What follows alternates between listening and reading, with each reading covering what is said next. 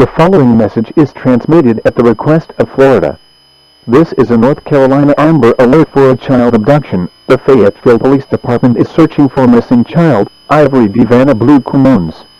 Ivory Divana Blue Quinones is a 7-year-old white female, approximately 3 feet 8 inches tall, weighing 67 pounds.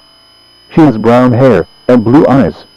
Ivory was last seen wearing a multicolor unicorn pajama shirt.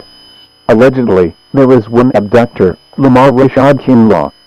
Lamar Rashad Kinlaw is described as 31 years old, black, male, 6 feet 2 inches tall, weighing 170 pounds. He has black hair and brown eyes. Lamar was last seen wearing a yellow shirt, jeans with yellow and purple shoes. Lamar also has dreadlocks.